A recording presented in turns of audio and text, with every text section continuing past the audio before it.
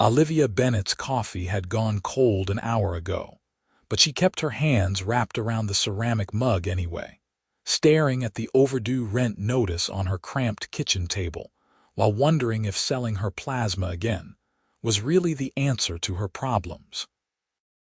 The notice was printed in aggressive red letters, demanding payment within 5 days or face eviction. She had been working double shifts at the restaurant for weeks, but her younger brother's medical bills kept piling up faster than she could earn. Tyler needed his medication, and there was no choice in that. The rent would have to wait, even if it meant she might end up sleeping in her car. Her phone buzzed against the chipped Formica surface, and she glanced at the screen. An unknown number. Normally, she would let it go to voicemail, but desperation made people do strange things. "Hello, is this Olivia Bennett?" The voice was male, professional, with an edge of urgency that immediately put her on alert. "Who's asking?" "My name is Marcus Chen. I'm calling on behalf of Nathan Voss. He has a business proposition for you." Olivia frowned, mentally scrolling through everyone she knew. The name meant nothing to her. "I think you have the wrong person. You work at Marcello's downtown, correct? Mr. Voss dined there last week.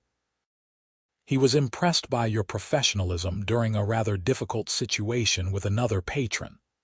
She remembered that night. Some entitled businessman had been harassing one of her coworkers, making crude comments and getting handsy. Olivia had intervened, kept her cool, and managed to defuse the situation without causing a scene. Management had been grateful, but she had not realized anyone had been paying that much attention. "I remember, but I still don't understand what this is about. Mr. Voss would like to meet with you to discuss a potential arrangement. It would be worth your time financially. Very worth your time." Every instinct told her this was suspicious, possibly dangerous. But then her eyes drifted back to the red letters on the rent notice, and she heard Tyler coughing in the next room. What kind of arrangement? It would be better discussed in person. "Mr. Voss is prepared to compensate you for your time regardless of whether you accept his proposal. Shall we say tomorrow at 2? I can send a car." The words "compensate you for your time" echoed in her mind. "Where?" "The Voss building downtown. I'll text you the details." Against her better judgment, Olivia agreed. The Voss building turned out to be a gleaming tower of glass and steel in the heart of the financial district. Olivia had walked past it 100 times without really seeing it, just another monument to wealth in a city full of them. Now, standing in the marble lobby with its minimalist furniture and abstract art that probably cost more than she made in a year, she felt completely out of place in her thrift store dress and scuffed flats. The receptionist directed her to the private elevator, which required a key card to operate. Marcus Chen met her on the 42nd floor, a slim man in an immaculate suit with wire-rimmed glasses and an efficient handshake. "Miss Bennett, thank you for coming. Mr. Voss is in his office. Can I get you anything? Water, coffee? I'm fine, thank you." Her voice came out steadier than she felt. He led her down a quiet hallway with floor-to-ceiling windows offering views of the city that made her dizzy. They stopped at a set of double doors, and Marcus knocked once before pushing them open.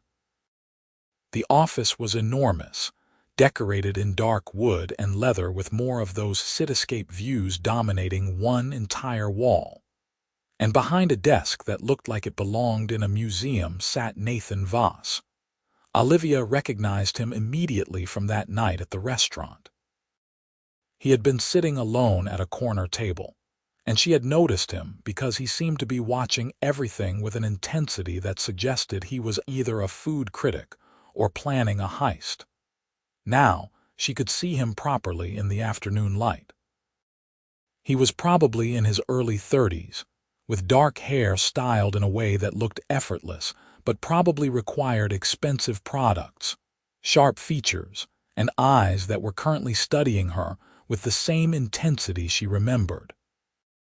He stood when she entered, moving around the desk with an easy confidence that spoke of someone accustomed to command. He was tall, broad-shouldered, dressed in a charcoal suit that fit him perfectly. Everything about him screamed money and power. "Miss Bennett, thank you for coming." His voice was deeper than she expected, warm despite the formal setting. He gestured to one of the leather chairs facing his desk. "Please sit." She sat, acutely aware of Marcus taking a position near the door like some kind of well-dressed guard.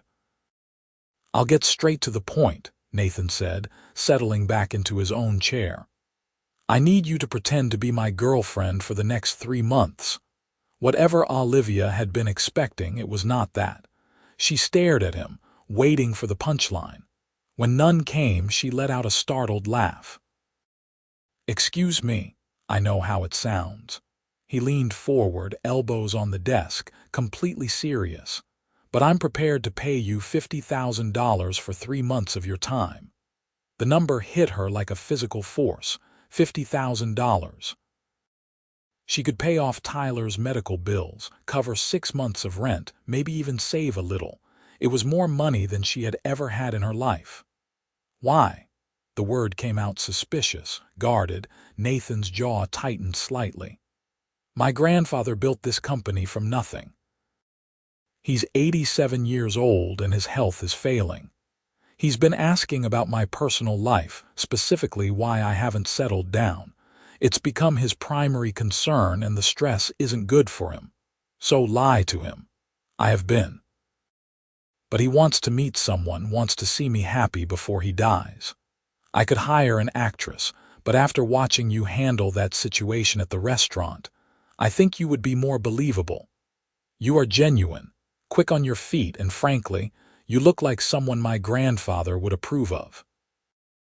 Olivia did not know whether to be flattered or insulted. "This is insane." "Probably," Nathan agreed, "but my offer stands. $50,000 plus a clothing allowance for appropriate attire. You would need to attend family dinners, some social events, and visit my grandfather at his estate a few times. We would establish a backstory, some basic chemistry. Marcus would handle all the logistics. Why not just find a real girlfriend?" Something flickered across his face, too quick to identify. "I don't have time for a real relationship. My focus needs to be on the company. This is a business arrangement, pure and simple." She should walk away. Everything about this screamed complication. But then she thought about Tyler, about the collection agencies calling 3 times a day, about the very real possibility of losing their apartment. "What exactly would I have to do?" Nathan's shoulders relaxed slightly, as if he had sensed her wavering.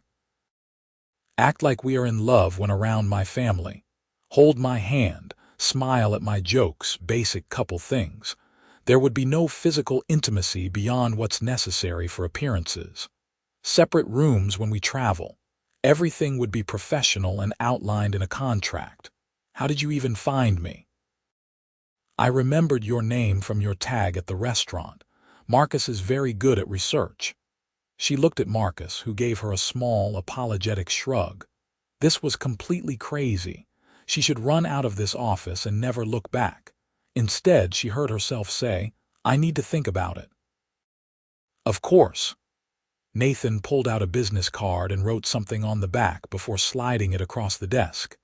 "That's my personal number. I need an answer by tomorrow. If you agree, we would start this weekend. There's a family dinner at my grandfather's estate." Olivia took the card, her fingers trembling slightly. 50,000. I can have the contract drawn up tonight. Half up front, half when the 3 months are complete. And Miss Bennett, this arrangement would require discretion. No one outside my immediate family can know this is not real." She nodded, not trusting her voice, and stood. Marcus materialized at her elbow, ready to escort her out. At the door, she turned back. "That night at the restaurant, what happened to that guy, the one who was causing trouble?" Nathan's expression hardened. I made some calls. He won't be bothering anyone at Marcello's again. The drive home in the car Marcus had arranged gave her too much time to think. This was a bad idea. It had to be. Successful, gorgeous millionaires did not hire random waitresses to play pretend girlfriend unless something was seriously wrong. Maybe he was a criminal. Maybe his family was dangerous. Maybe this was some elaborate scheme she was too naive to understand. But $50,000. That night, she sat at Tyler's bedside while he slept, watching the steady rise and fall of his chest. He was only 19, should be in college, should be worrying about exams and parties, not chronic illness and medical debt. Their parents had died 3 years ago in a car accident, leaving Olivia to raise him alone at 22. She had done her best, but her best was barely keeping them afloat. She pulled out Nathan's card and stared at the number written in confident, angular handwriting.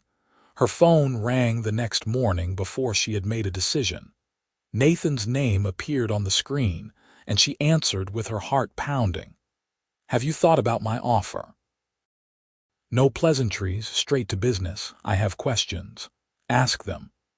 "What if your grandfather sees through it? What if I'm terrible at acting? You won't be.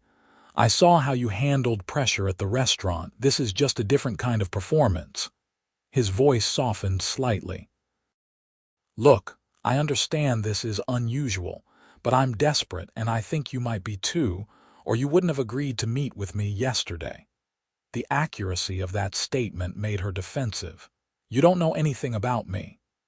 I know you are working double shifts and still struggling. I know you have a younger brother with significant medical expenses.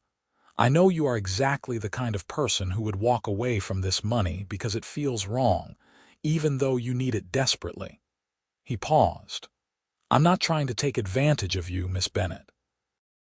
This is a legitimate business arrangement that benefits us both. How do I know I can trust you? You don't. But the contract will protect you. Any inappropriate behavior on my part, and you walk away with the full 50,000 plus damages. I'm not interested in anything beyond what I've outlined." Olivia closed her eyes, thinking of the rent notice, of Tyler's medication, of the crushing weight of responsibility that never let her breathe. "Okay, I'll do it." "Excellent. Marcus will bring the contract by this afternoon. The dinner is Saturday at 7. He will brief you on everything you need to know about my family. And Miss Bennett, thank you." After he hung up, she sat in the sudden silence of her apartment and wondered what she had just agreed to. The contract arrived at 3, delivered by Marcus along with a certified check for $25,000. Olivia stared at it until the numbers blurred, more money than she had ever seen. Her hands shook as she deposited it on her phone, watching her account balance transform from terrifying to manageable. Marcus spent 2 hours walking her through the details. Nathan Voss was 33, CEO of Voss Enterprises, a commercial real estate development company his grandfather had founded 50 years ago. Never married, no serious relationships that the media knew about, considered one of the city's most eligible bachelors. His parents had died when he was in college, making his grandfather the only close family he had left. "The story is that you met 3 months ago at the restaurant," Marcus explained, consulting his tablet. "Nathan came back several times, asked you out, and you have been dating quietly since then. You have been keeping it private because you value your privacy and did not want media attention. 3 months ago, but he just saw me last week. He saw you multiple times before that. You probably did not notice him. Mr. Voss is good at being invisible when he wants to be." That should have been creepy, but somehow it made her feel slightly better. At least he had not just picked her at random. His grandfather's name is Richard Voss. He's old-fashioned, values family, and has very specific ideas about what kind of woman Nathan should be with. Conservative, down-to-earth, someone who wants a family. Think more Sunday dinners than nightclub appearances. That's actually perfect because I hate nightclubs. Marcus smiled. Good. Now, clothing. Nathan's assistant will take you shopping tomorrow.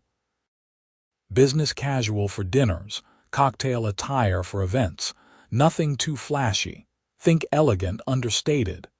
The shopping trip felt surreal. Nathan's assistant, a cheerful woman named Grace, took her to stores Olivia had only ever window shopped at, places where a single dress cost more than her monthly grocery budget. Grace had excellent taste and a good sense of what worked with Olivia's figure and coloring. By the end of the day, she had a wardrobe fit for dating a millionaire and felt like an imposter in every outfit. Saturday arrived faster than she expected. Marcus picked her up at 6, giving her the drive to Richard Voss's estate to go over final details. Remember, you are in love with him. That's the core of this. Everything else is just details. Marcus glanced at her in the rearview mirror. And Miss Bennett, Nathan seems tough, but his grandfather is everything to him. What you are doing, it's giving an old man peace. That's worth something. The estate was ridiculous. A sprawling property with manicured gardens and a house that looked like it belonged in a movie. Nathan was waiting at the entrance, and when Olivia stepped out of the car, she saw something flicker in his expression. Surprise, maybe, or appreciation. She was wearing a simple navy dress that Grace had insisted brought out her eyes, her dark hair loose around her shoulders.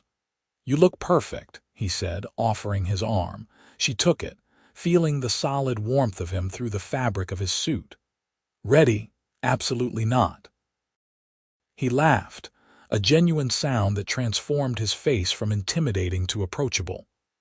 "Honesty. I like that. Come on, it will be fine. Just follow my lead." Richard Voss reminded Olivia of her own grandfather with his weathered face and sharp eyes that missed nothing. He was in a wheelchair now, hands trembling with age, but his voice was strong when he greeted them in the drawing room. "So this is the mysterious girlfriend I have been hearing about." He studied Olivia with blatant curiosity. "Nathan's been keeping you hidden away." "We wanted some privacy before dealing with the media circus," Nathan said smoothly, his hand finding the small of Olivia's back. The touch was light, professional, but it sent an unexpected jolt through her system. Smart girl if she has been putting up with this one for 3 months. Richard gestured for them to sit. "Tell me about yourself, Olivia. How did you two meet?" She had rehearsed this, but suddenly all the prepared words evaporated. So instead, she went with something closer to truth. "I'm a waitress at Marcello's downtown. Nathan came in one night and we started talking. He kept coming back." She glanced at Nathan, who was watching her with an expression she could not read. "He's persistent. That's the Voss in him. We don't give up when we want something." Richard leaned forward. "What do you see in my grandson, Olivia? Besides the obvious." The question caught her off guard. She looked at Nathan, really looked at him, taking in the strong line of his jaw, the intensity in his dark eyes, the way he held himself with confidence that did not quite hide something vulnerable underneath. "He notices things," she said finally. "Most people look without seeing. He actually pays attention." Something in the room shifted. Nathan's hand on her back pressed slightly more firmly, and when she met his gaze, there was something warm there, something almost real. The dinner was easier after that. Richard asked about her family, and she told him about Tyler, about losing her parents. She saw sympathy in the old man's eyes, a shared understanding of loss. Nathan was attentive throughout the meal, pouring her wine, including her in conversations about the business, playing the role of devoted boyfriend with surprising naturalness. When his hand covered hers on the table, fingers intertwining, she almost forgot it was pretend. The evening ended with Richard insisting they visit again soon, pulling Nathan aside for a private word while Olivia admired the paintings in the hallway. When Nathan returned, he looked lighter somehow, younger. "He likes you," Nathan said as Marcus drove them back to the city. They were alone in the backseat, the privacy screen up. "I was not sure he would. He has very particular standards. He loves you. That was obvious." Nathan looked out the window at the passing lights. "He's all I have left. When my parents died, he stepped in without hesitation. Raised me, taught me the business, gave me purpose. I owe him everything. That's why you are doing this. That's why I'm doing this." He turned back to her. "You were good tonight. Natural. Thank you. It wasn't as hard as I thought it would be." The admission felt dangerous somehow. "You are easy to talk to. So are you." His gaze lingered on her face, and for a moment the space between them felt charged with something she did not want to name. Then he cleared his throat and looked away. "We have a charity gala next Friday. Black tie. Grace will help you find something appropriate." Just like that, they were back to business. Olivia told herself she was relieved. The next few weeks fell into a strange rhythm. Olivia kept her shifts at the restaurant, refusing to quit despite Nathan's suggestion that she take time off. She needed the normalcy, needed something in her life that was real. But now her evenings often included appearances at Nathan's side, dinners with Richard, a museum fundraiser, a corporate cocktail party. Each event meant more time with Nathan, more practiced touches and rehearsed affection that was starting to feel less like acting. He was different than she expected. Yes, he was driven and intense when it came to business, but he also had a dry sense of humor that caught her off guard.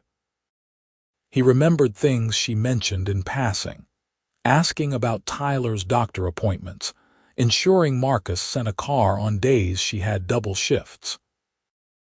When she finally admitted she was embarrassed about her apartment, he had not judged, just quietly arranged for his building manager to lose her rent increase notice. "You don't have to do that," she had protested when Marcus mentioned it. "Consider it part of your compensation. You are doing me a favor. Let me return it." But it felt like more than that. It felt like he cared. The charity gala was the biggest event yet, held in a downtown hotel ballroom that dripped with wealth and influence. Olivia's dress was midnight blue, fitted and elegant, and when Nathan had first seen her that evening he had actually stopped mid-sentence, staring. "What?" She smoothed the fabric self-consciously. "Nothing. You look beautiful." He said it simply, like a fact, then offered his arm as if he had not just made her heart skip. The ballroom was full of people who belonged in magazines, all of them watching as Nathan guided her through the crowd with a possessive hand on her waist. She recognized a few faces from the news, local politicians and business leaders, all wanting Nathan's attention. He introduced her to each one with unmistakable pride, never leaving her side. "You are very good at this," she murmured during a rare moment alone at their table. "At what?" "Making me feel like I'm actually your girlfriend, like I'm someone important." His expression turned serious. "You are important." Before she could process that, someone called his name and he was pulled away for another conversation. Olivia watched him work the room, confident and commanding, and tried to ignore the uncomfortable feeling in her chest. This was not real. She needed to remember that. "So you are the one who finally tamed Nathan Voss." The voice came from behind her, female and sharp with amusement. Olivia turned to find a stunning woman in a red dress, blonde hair perfectly styled, examining her with calculating eyes. "I'm Clarissa Montgomery, old family friend." Something in the way she said it made Olivia's defenses rise. "Olivia Bennett. I know who you are." "Everyone's been talking about Nathan's mysterious new girlfriend." Clarissa moved closer, her smile not quite reaching her eyes. "I have to say, You are not his usual type. And what's his usual type? Someone from his world.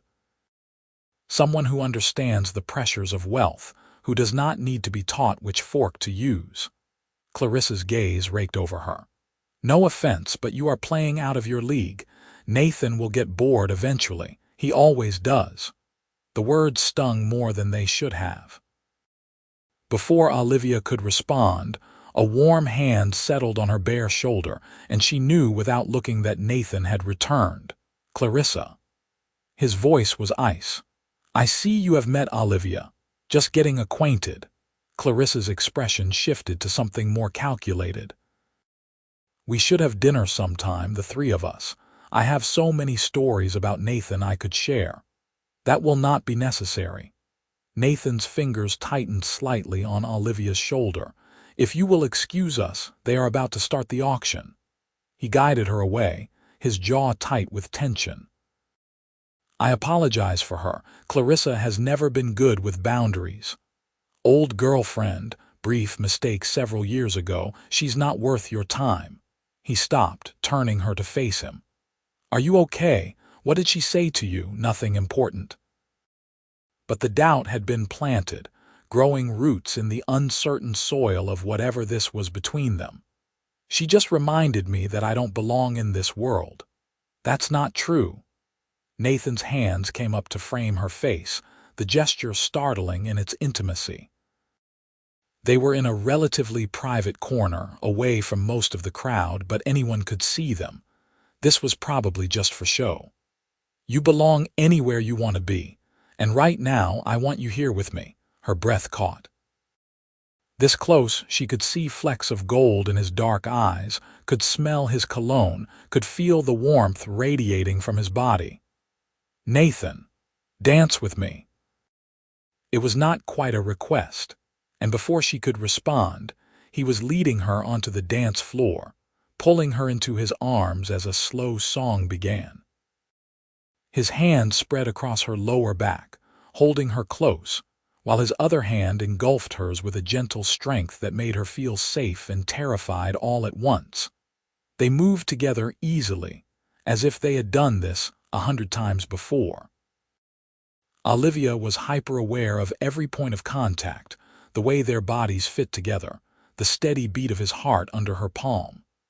When she finally dared to look up at him, he was already watching her with an intensity that stole her breath. This is all pretend, right? She whispered the question, needing the reminder. Something complicated crossed his face. Right. But the way he was looking at her did not feel like pretending, and the way her heart was racing definitely was not part of their agreement. The song ended too soon and too slowly. As they separated, Nathan's phone buzzed insistently. He checked it and his expression darkened. I need to take this. Business. I'll be right back. He disappeared into the hallway, leaving Olivia alone in the crowd of strangers. She made her way back to their table, trying to ignore Clarissa's smug gaze from across the room. Marcus appeared at her elbow. Mr. Voss asked me to keep you company. There is an issue with one of his development projects. It might take a while. Is everything okay? Nothing he cannot handle. He's very good at putting out fires. Marcus smiled reassuringly. How are you holding up? These events can be exhausting. I'm fine. Just feeling a bit out of my depth. If it helps, you are doing an excellent job. Everyone believes you are the real thing. And Mr. Voss seems genuinely happy when he is with you. I've worked for him for 5 years, and I have never seen him this relaxed around anyone. Those words stayed with Olivia long after the gala ended, through the quiet car ride back to her apartment with Nathan distracted by his phone, through the polite goodnight that lacked any of the warmth from earlier. She lay in bed that night, staring at the ceiling, and admitted the truth she had been avoiding for weeks. She was falling for him. For Nathan Voss, Millionaire, her employer, the man paying her to pretend to be his girlfriend. She was falling for someone who saw this as a business arrangement while she was starting to feel something dangerously real. This was going to end badly. She knew that with absolute certainty, but she did not know how to stop it. The following week brought a shift in their dynamic that Olivia could not quite define. Nathan was busier than usual, dealing with the development project crisis that had pulled him away at the gala. Their scheduled appearances continued, but he seemed distracted, present in body but not fully there in mind. She told herself it did not matter, that this was just a job, but the distance hurt in ways she had no right to feel. Then Tyler's condition worsened. She got the call from the hospital at 2 in the morning. Pneumonia, they said, complications from his underlying condition. He needed to be admitted, needed tests and treatments that her insurance barely covered. Olivia sat in the harsh fluorescent lighting of the waiting room, exhausted from her double shift, terrified for her brother. And for the first time in weeks, the money from Nathan felt like blood money. Like she had sold something precious for financial security, and now the bill was coming due. Her phone rang at 6, Nathan's name on the screen. She had forgotten they had a breakfast meeting with one of his business partners. "I cannot make it today," she said without preamble. "My brother is in the hospital." What happened? The distraction was gone from his voice, replaced by sharp concern. "Pneumonia. He'll be okay, but I need to be here." "Which hospital?" "Nathan, you do not have to." "Which hospital, Olivia?" she told him, then hung up and put her head in her hands. 20 minutes later, Nathan walked into the waiting room like he owned the place, still in the jeans and t-shirt he must have been wearing when she called, looking more human than she had ever seen him. He spotted her immediately and crossed the room in long strides. "Tell me what you need." "You should not be here. This is not part of our deal." "To hell with the deal." He sat beside her close enough that their shoulders touched. "Your brother is sick. You need support. I'm here." "Why?" The question came out raw, confused. "Why do you care?"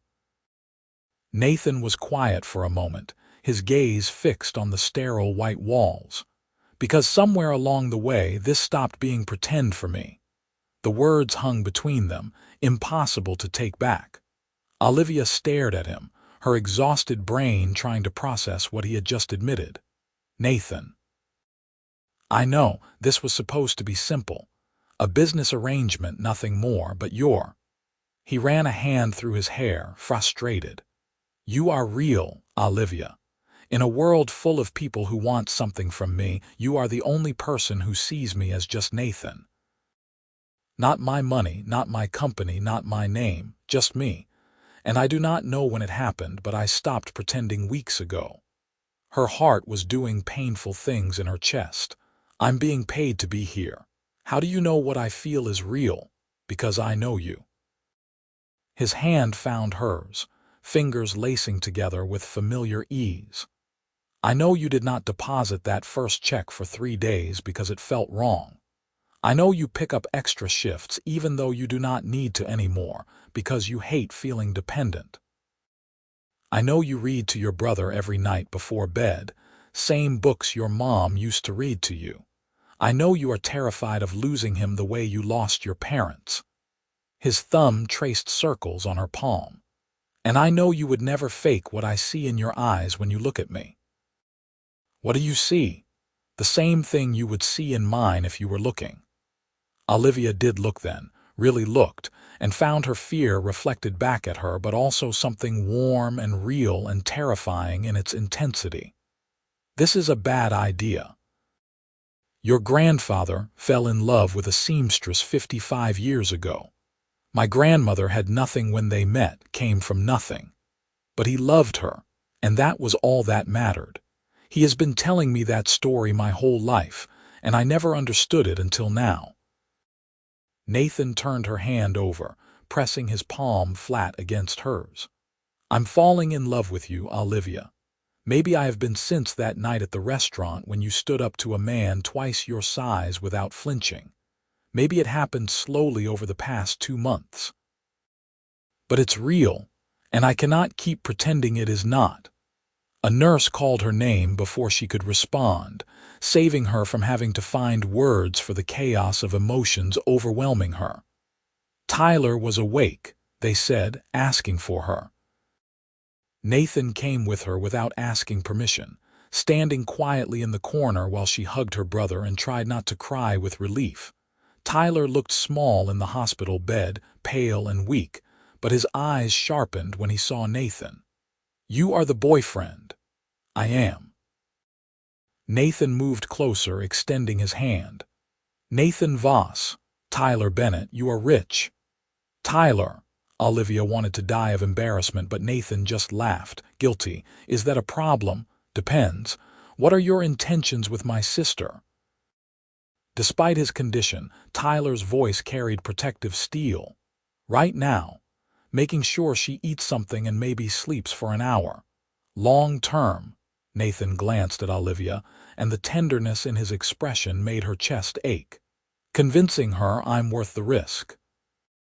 Tyler studied him for a long moment, then nodded. "Okay, you can stay." They fell into a routine over the next few days. Nathan handled Tyler's medical bills without asking, bringing in specialists and ensuring he got the best care available. Olivia wanted to protest, but she was too tired and too grateful to fight. Nathan brought her meals, drove her home to shower and change, and sat with her in the quiet hours of the night when fear made sleep impossible. They did not talk about his confession. There was not time, not space for that conversation in the crisis. But it hung between them like a promise, terrifying and exhilarating in equal measure. Tyler was released after 5 days with a better treatment plan and strict instructions to rest. Nathan had arranged for a visiting nurse, for medications to be delivered, for everything Olivia had been drowning trying to manage alone. When she tried to thank him, he just shook his head. "You do not thank someone for caring about you. That is not how this works." "I do not know how this works." She was standing in her tiny kitchen, Nathan looking absurdly large in the cramped space. "I was not supposed to fall for you. This was supposed to be simple. Nothing worth having is simple." He moved closer, crowding her back against the counter. "I meant what I said at the hospital. Every word. Your grandfather will be thrilled that his elaborate plan worked." At her confused expression, Nathan's mouth quirked. "You think it's a coincidence that he suddenly became obsessed with my love life? Richard Voss is many things, but subtle is not one of them. He saw I was burning out, saw I needed something outside of work, so he applied pressure. You hired me because of your grandfather's pressure.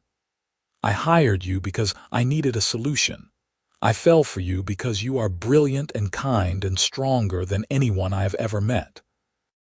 His hands came up to cup her face, thumbs brushing her cheekbones. "I'm done pretending, Olivia. The question is, are you?" She should have been cautious. Should have protected her heart, should have remembered this started as a transaction. But Tyler was safe, and Nathan was looking at her like she hung the moon, and she was so tired of being afraid. "No," she whispered. "I am done pretending too." He kissed her then, finally, after months of carefully maintained distance. It was soft at first, questioning, giving her space to pull away. When she did not, when she pressed closer and her hands slid into his hair, the kiss deepened into something that felt like coming home. He tasted like coffee and possibility, and when they finally broke apart, both breathing hard, his forehead rested against hers. "I want to do this right," he said quietly.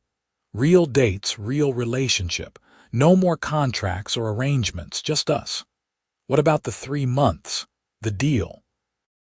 Consider it fulfilled. The money is yours regardless. Everything from here is real or it's nothing at all." Olivia's eyes burned with tears she refused to let fall. "What if I'm terrible at being a real girlfriend? Impossible. I've seen you fake it. The real thing can only be better." His smile was soft, genuine, nothing like the careful mask he wore for the world. Besides, you have already met my family, that's the hard part, she laughed, the sound watery but genuine. Your grandfather is going to be insufferable about this. Completely. He'll take full credit. Nathan kissed her again, gentle and sweet. But he'll be right. I would never have found you without his meddling. They told Richard 2 weeks later over Sunday dinner at the estate. The old man listened to their carefully prepared speech about how the fake relationship had evolved into something real, how they had not planned it, but could not deny it. When they finished, he was quiet for a long moment, and Olivia's stomach twisted with anxiety. Then Richard started laughing, deep belly laughs that shook his frail frame. You think I did not know? Nathan stiffened. What? Boy, I am old, not blind. I saw how you looked at her that first night, same way I looked at your grandmother, like she was the only light in a dark room.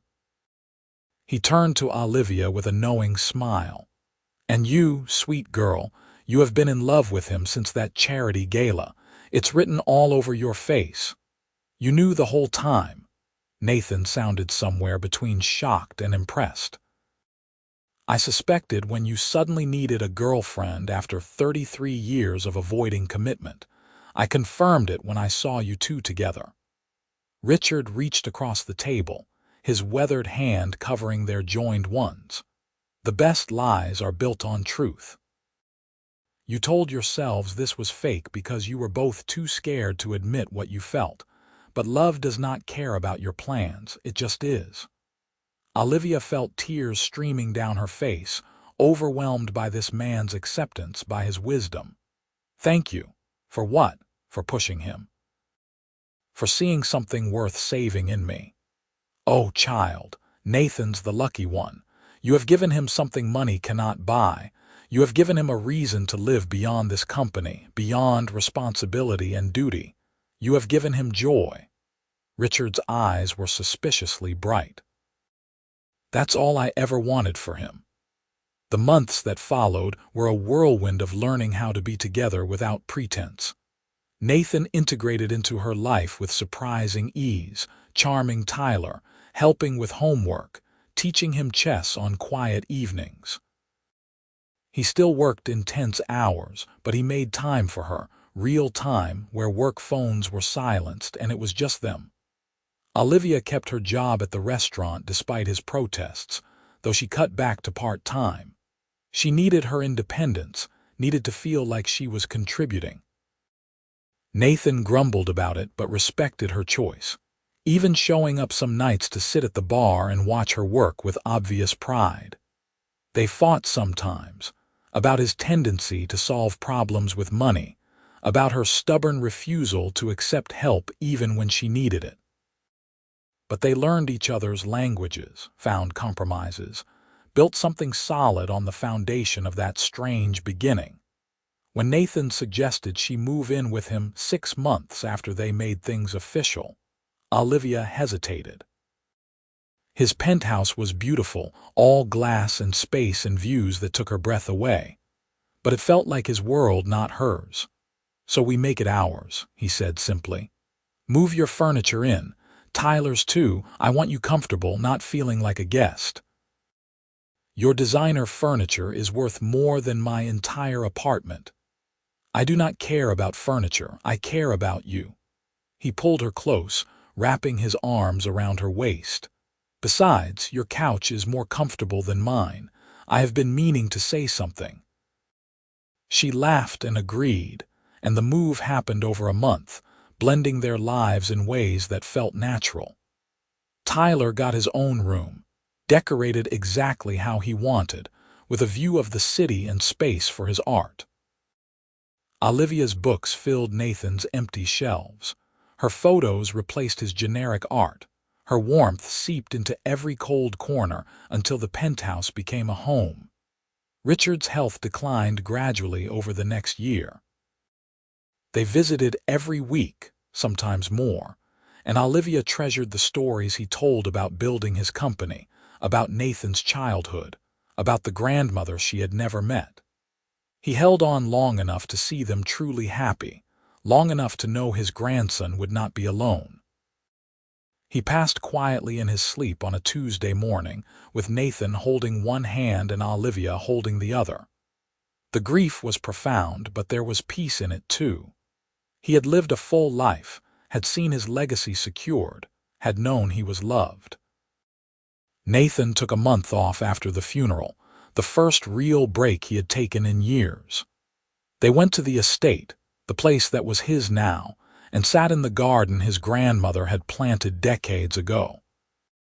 He cried in Olivia's arms, finally letting himself feel the loss, and she held him through it, steady and sure.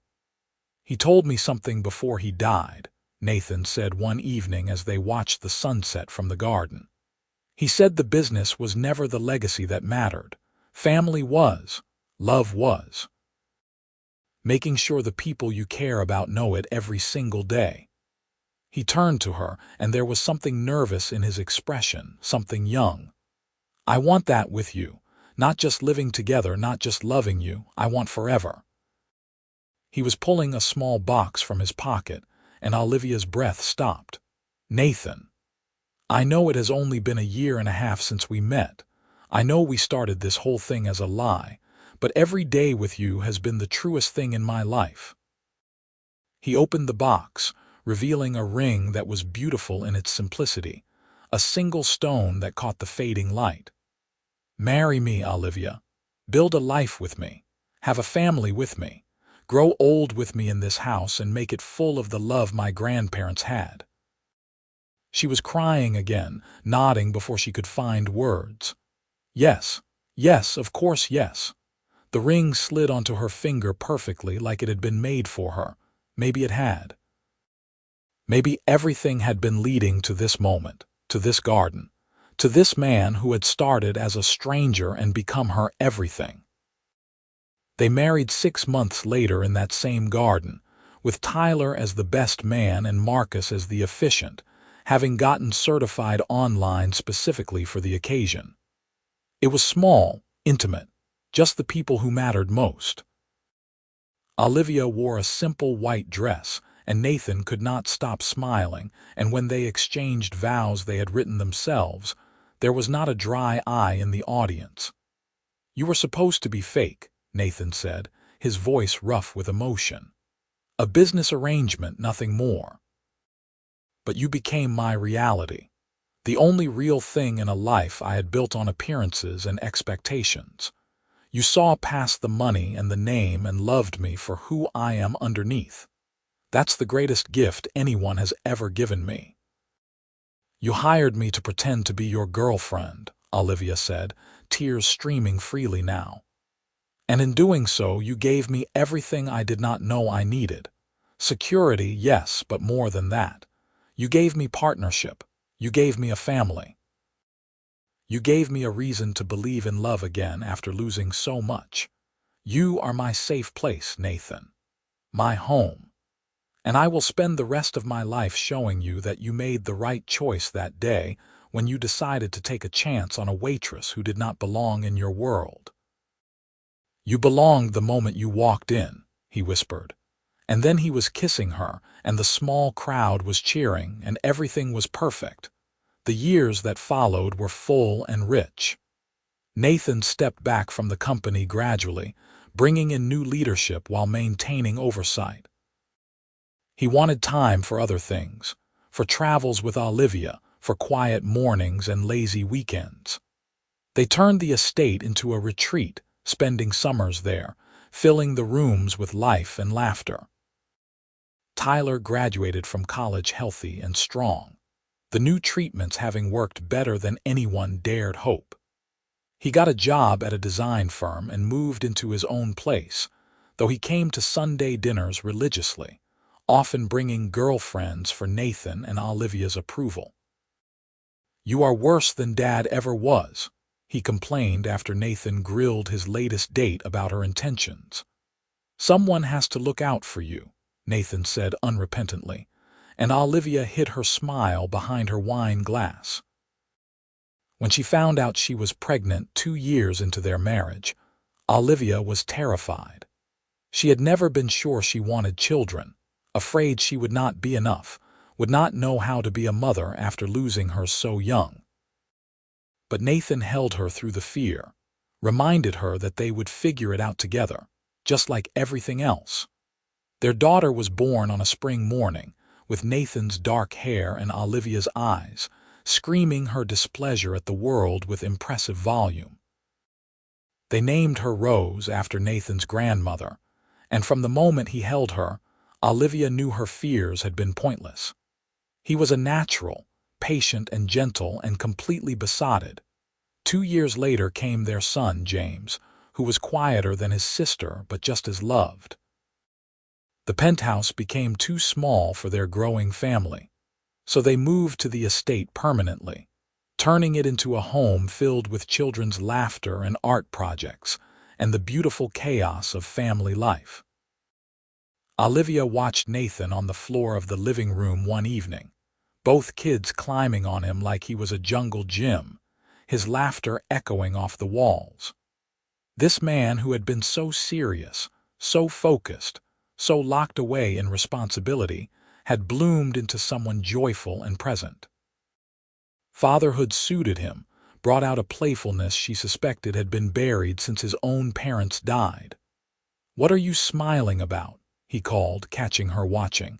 "Just thinking about how far we have come, from fake girlfriend to this." He extracted himself from the children, crossing to where she stood and pulling her into his arms. The kids immediately protested, but he ignored them, focused entirely on her. "Best business decision I ever made. Hiring me, falling for you. Everything else is just details." He kissed her softly and she melted into it, still feeling that flutter in her chest that she suspected would never go away. "Gross," Rose announced. "Stop kissing." "Never," Nathan declared, pulling Olivia closer. "Your mom is my favorite person. I will kiss her whenever I want." "I'm your favorite person," Rose argued. "You are my favorite daughter. Mom is my favorite wife. James is my favorite son. See? Everyone gets a category." "That's cheating," James said seriously, and Olivia dissolved into laughter at the affronted look on Nathan's face. This life, this beautiful, messy, real life, was everything she never knew she wanted. It had started with a desperate offer and a check she almost did not cash.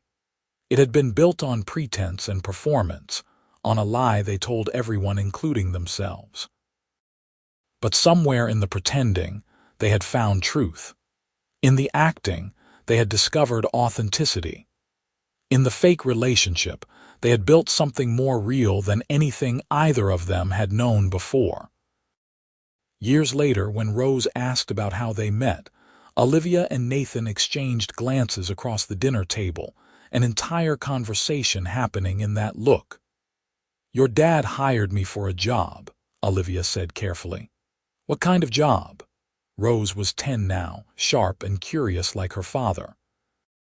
"The kind that changed both our lives," Nathan said, reaching across the table for Olivia's hand.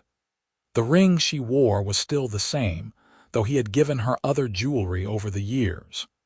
She refused to replace it, loved it for its simplicity, for what it represented. "I needed help, and your mom was the only person who could give it to me." "That's vague," James complained. He was 8, already showing signs of his uncle's artistic talent. "We will tell you the whole story when you are older," Olivia promised. "But the important part is that sometimes the things we think we need are not what we actually need. Your dad thought he needed an arrangement. What he actually needed was someone to love him for who he was, not what he had." "And what did Mom need?" Rose asked. Nathan smiled at her, that private smile that was hers alone. To believe she was worthy of being loved completely, to have a family again, to know that asking for help did not make her weak. "And you gave each other those things," Rose concluded, satisfied. "We did," Olivia agreed. "We gave each other everything." That night, after the kids were asleep and the house was quiet, Nathan found her in the garden, the same spot where he had proposed all those years ago. The flowers were different now, planted by her hand, tended with care, but the peace remained. "What are you thinking about?" he asked, wrapping his arms around her from behind, his chin resting on her shoulder. "How strange life is. If Tyler had not gotten sick, if I had not been desperate enough to take your insane offer, if you had not walked into that restaurant that night, we would have found each other eventually," Nathan said with confidence. "Some things are inevitable. You think so. I know so. You are the only person who has ever made me feel complete. The universe would not be cruel enough to keep us apart." He turned her in his arms, his expression soft in the moonlight. "I love you, Olivia Voss, more today than yesterday, less than tomorrow. That's cheesy. You love it." She did. She loved him, loved this life, loved everything they had built from that strange beginning. "I love you too. Even if you did hire me as your fake girlfriend. Best money I ever spent. You cannot buy love." "No," he agreed, kissing her forehead, her cheeks, finally her mouth. "But apparently you can stumble into it while trying to fool your grandfather. Same result." They stood in the garden as the stars emerged, holding each other in the place where they had promised forever, surrounded by the life they had created. It had started as a performance, a carefully constructed illusion. But in the end, the only thing fake about their relationship had been calling it fake at all. Some love stories begin with a glance across a crowded room. Some start with a chance encounter or a friend's introduction. Theirs began with a contract, a desperate offer, and two people too afraid to admit what they were really looking for. But it did not matter how they started. What mattered was this: the life they built, the children they raised, the love that grew deeper with every passing year. What mattered was that Nathan Voss had needed a fake girlfriend and found his soulmate. That Olivia Bennett had needed money and found home. What mattered was that in pretending to be in love, they discovered what real love actually was. And they lived it, fully and completely, for the rest of their lives.